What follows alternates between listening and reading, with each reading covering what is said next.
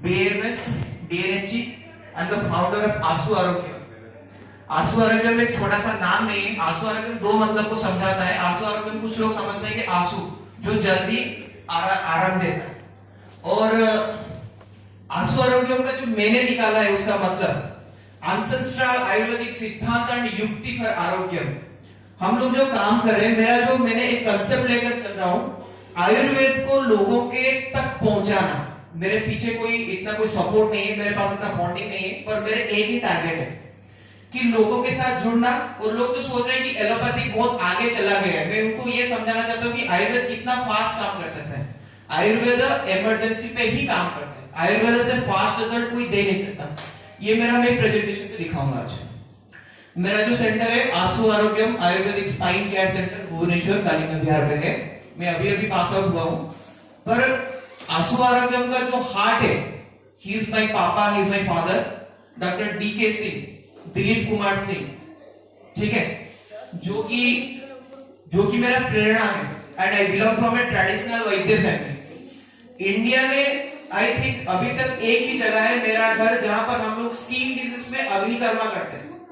India में इतना ज्यादा अग्निकर्मा स्किन डिजीज में कहीं भी नहीं होता है। हमारा जो स्पेसिफिक फॉर्मुलेशन है हम लोग भी बनाते हैं, एक घी से हम स्नेह अग्निकर्मा करते हैं, और जितना जल्दी रिजल्ट दे सकते हैं आई थिंक कोई भी नहीं दे सकता।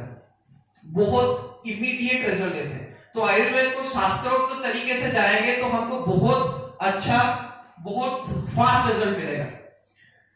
आंसू आरोग्यम का हार्ट है मेरे पापा, उसका जो हेड है उसको ये मेरा ही कंसेप्ट है, पर उसका जो दो हाथ है, वो दो मेरे दोस्त है, डॉक्टर प्रीति सुंदर और डॉक्टर आशीष आशुतोष, और मेरे साथ डॉक्टर आकांक्षा भी जुड़े हुए हैं, जो कि हमारे फीमेल पेशेंट को भी हैंडल करते हैं। तो उसको छोड़ के अभी मेरा केस स्टडी पे चलता हूं। हमने जो केस किया है, एक स्किन केस था, सोरियासिस का। ये केस था, एक एलोपैथिक डॉक्टर ने मुझे बोले कि सोरियासिस ठीक नहीं होता है, बहुत टाइम लगता है। ये जो पेशेंट का हिस्ट्री है, ये भुवनेश्वर का पेशेंट था। पेशेंट का कंडीशन ये था कि पेशेंट बोल रहा था कि मैं सुसाइड कर लूंगा। पेशेंट का अनफॉर्चुनेटली मैं इतना डॉक्यूमेंटेशन नहीं करता हूं, मेरा व्हाट्सएप में सारे डाटा रहता है।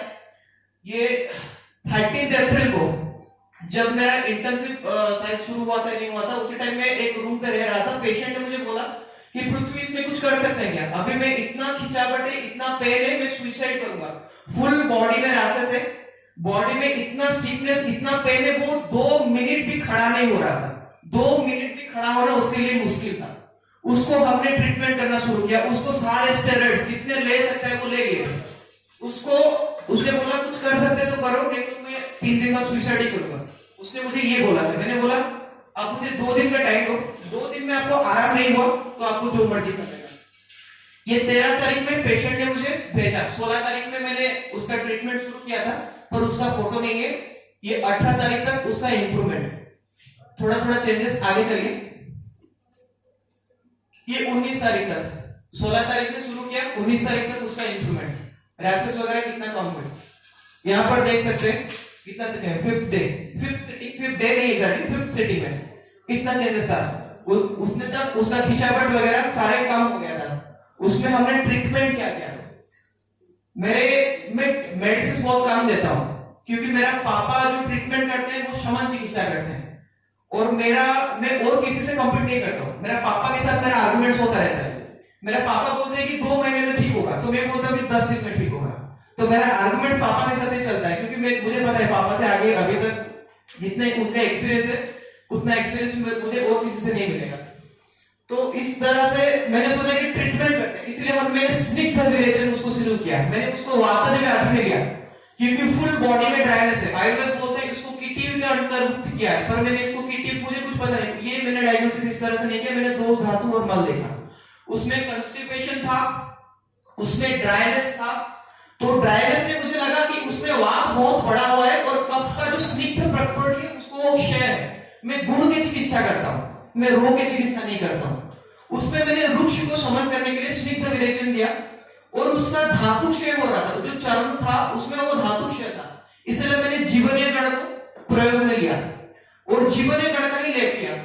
उसने मैंने स्वेदन भी जो किया, उसमें आपको पता है मिल्क उसमें जीवनीय गण में आता है, तो मिल्क का स्वेदन किया। उसके बाद कुछ मेडिकेशंस भी भी चला था, पर उसको मैंने मेंशन नहीं किया है। जैसे कि नॉर्मली सब लोग देते हैं, सभी को पता है वो सोराकॉट वगैरह, ये बस सिम्टोमेटिकली कुछ था, बस लोगों को माइंड सेट निकालने के लिए कि हाँ कुछ मेडिसिन दिए, नहीं तो मुझे तो कुछ मेडिसिन जरूरत ही नहीं पड़ेगा, आगे दिखाऊंगा मैं आपको। उसमें हम लोग स्वेदन कर रहे हैं और उसमें नवरंगाजी भी हमने किए थे, क्योंकि मैंने उसको वात का चिकित्सा किया था, सोरियासिस का चिकित्सा नहीं किया।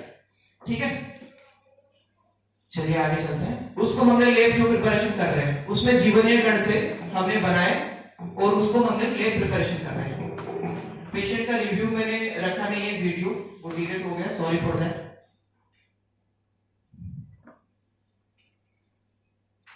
आगे चलिए। हाँ, मुझे इसको पता नहीं वो मॉडर्न मेडिसिन में क्या बोलते हैं, आयुर्वेद में कोई विपादी का बोलते हैं, इसको कोई आर्क्यू डर्माटाइटिस बोलते हैं, कुछ बोलते हैं। मैंने भी इसमें देखा कि इसमें वात का अभिवृद्धि है। मैं डिजीज का डायग्नोसिस नहीं करता हूँ ये कौन से नाम पे है, क्योंकि चरक ने बोला है कि डिजीज का नाम नहीं आता है तो टेंशन मत लो, दोष धातु मल का चिकित्सा करो। मैंने उसका दोष धातु मल देखा, उसमें ड्राइनेस था तो वात का चिकित्सा किया, सिर्फ सोरियासिस का ट्रीटमेंट किया, स्निग्ध विरेचन किया और रिजल्ट आपके सामने है। और इसमें मैंने लगा उसको इचिंग है, उसमें रक्त विकृति सोच के मैंने उसको रक्त मुक्षण किया था। मैं शीराभेद भी करता हूँ, पंचकर्मा का सारे प्रोसीजर में करता हूँ। विरेचन किया, रक्त मुक्षण किया, लेपन विद जीवनीय किया, कॉम्बिनेशन ऑफ चोक चीनी एंड ओरल मेडिकेशंस जो भी आपका चलता है नॉर्मली। और स्नेह अग्निकर्म मैंने किया था इसको, जो हमारा ही फॉर्मुलेशन है और बाहर वही निकलेगा। हमें घी बनाते हैं एक स्पेसिफिक कॉम्बिनेशन में, उसमें बहुत सारे जीवनीय गण रहता है, बहुत फर्डुक में गण रहता है, उसमें हम स्नेह अग्निकर्म करते हैं। स्नेह अग्निकर्म का वीडियो मैंने नहीं डाला है, आगे चलिए। अभी एक पेशेंट था, ये मेरा वीडियो देख के आया था, इसको सोरियासिस का प्रॉब्लम था, पर इसको सोरियाटिक आर्थराइटिस डेवलप हो रहा था। उसका स्काल्प में सोरियासिस था। पहले तो मुझे लगा कि ये सेवरिक डर्माटाइटिस होगा, पर उसके बाद मैंने देखा कि फुल बॉडी में भी रैशेस आना शुरू हो गए। तो ये केस पहले प्रीति भी देखा था, पहले का केस नहीं देखा था, सेकंड में देखा, जब पेशेंट को अभी भी देखा तो पेशेंट ने इसको प्रीति भाई बोला कि हाँ अभी थोड़ा थोड़ा सा कम है।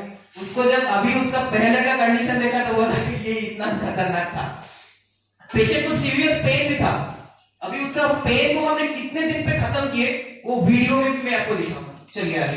उसमें भी हमने वही, मेरा प्रोटोकॉल एक रहता है, हम धातु का चिकित्सा करेंगे, दोष का चिकित्सा करेंगे, स्निग्ध स्वेद किए, विरेचन किए और उसमें जीवनीय गण का लेप किए। उसमें अस्थि मज्जा के लिए हम विरेचन करते हैं जोर चैप्टर में, उसी तरह से यहाँ से विरेचन को उठाया, वहां से यहाँ से मैंने रक्त मुक्षण किया था क्योंकि उसका फुल बॉडी में पेन था। शीराभेद किया था। तो शीराभेद का कंसेप्ट तो बहुत सारे हैं, कहां से कर सकते हैं, क्या कर सकते हैं, वो सुश्रुत में आपको मिलेगा कि कहां से। विद्य कर्म जहां से है ना, वो विद्य कर्म, वहां से हम रक्त मुक्षण को उठा सकते हैं।